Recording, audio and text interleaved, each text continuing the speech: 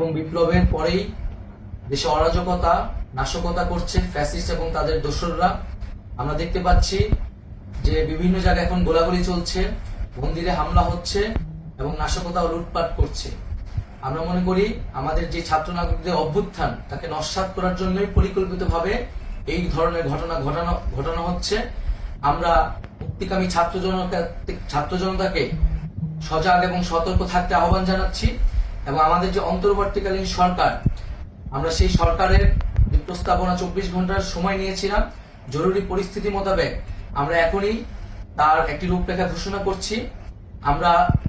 আমরা সিদ্ধান্ত নিয়েছি যে সর্বজন গ্রহণযোগ্য আন্তর্জাতিক খ্যাতিসম্পন্ন নোবেল পুরস্কার বিজয়ী ডক্টর মোহাম্মদ ইউনূসকে প্রধান উপদেষ্টা করে অন্তর্বর্তীকালীন সরকার গঠন করা হবে এবং ডক্টর মোহাম্মদ ইউনূসের সাথেও আমাদের কথা হয়েছে। তিনি ছাত্র জনতার আহ্বানে বাংলাদেশকে রক্ষা করতে এই গুরু দায়িত্ব নিতে সম্মত হয়েছে। আমরা সকালের মধ্যেই আমরা এই সরকার গঠনের প্রক্রিয়া দেখতে চাই।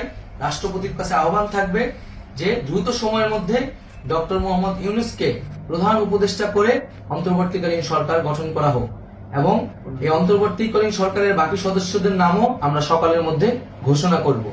প্রিয় বন্ধুগণ, দেশে যে অরাজকতা চলছে, মানুষের জীবনের নিরাপত্তাহীনতা চলছে, সেজন্য আমরা রাষ্ট্রপতির কাছে আহ্বান জানাচ্ছি দেশে আইন শৃঙ্খলা পরিবেশ ফিরিয়ে আনার জন্য দ্রুত সময়ের মধ্যে কার্যকর ব্যবস্থা নিতে হবে এবং আইন শৃঙ্খলা বাহিনীকে সহযোগিতা করার জন্য মুক্তিকামী ছাত্র জনতাও রাজপথে থাকবে এবং অন্তর্বর্তীকালীন সরকার গঠন না হওয়া পর্যন্ত মুক্তিকামী ছাত্র জনতাকে রাজপথে থেকে তাদের যে অভ্যুত্থান, সেই অভ্যুত্থানকে রক্ষা করতে হবে।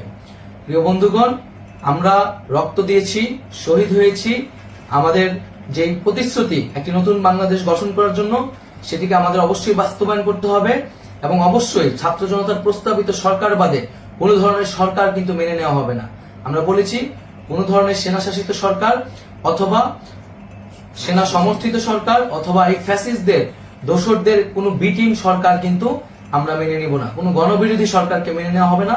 ছাত্র জনতার অভ্যুত্থানকারী যে প্রস্তাবিত সরকার, অন্তর্বর্তীকালীন সরকার, যেটা আমরা সিদ্ধান্ত উপনীত হয়েছি ডক্টর মোহাম্মদ ইউনূসকে প্রধান উপদেষ্টা করে এই সরকার গঠন করা হবে, সেই সরকারকেই বাস্তবায়ন করতে হবে অবিলম্বে। আগামীকাল সকাল থেকে সকলকে আহ্বান জানাচ্ছি রাজপথে থাকার জন্য এবং আমাদের যে সাম্প্রদায়িক সম্প্রীতি এবং রাষ্ট্রীয় সম্পদ রক্ষা কমিটির ঘোষণা হয়েছে বৈষম্যবিরোধী ছাত্র আন্দোলনের নেতৃত্বে, সকল পাড়ায় পাড়ায় এলাকায় এলাকায় সেই কমিটি পাহারায় থাকবে। আমাদের সংখ্যালঘু কমিউনিটিকে আমাদের রক্ষা করতে হবে, রাষ্ট্রীয় সম্পদ এবং এই দেশকে রক্ষা করতে হবে আমাদের।